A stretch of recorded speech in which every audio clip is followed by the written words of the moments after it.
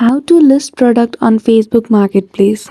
In this video, I will show you how can you easily list any product on your Facebook Marketplace for sale.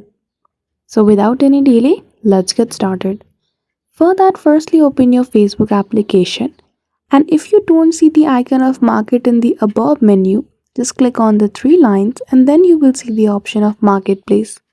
Click on it and then you will see the option of sell. Once you click on it, Facebook will direct you to a page to provide the details for your product. As I have written purse and I'll set it price to 500.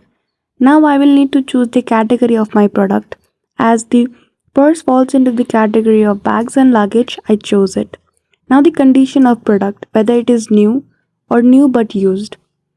After that, in the description box, you need to provide a thorough description about your product so that the customer knows about the product well.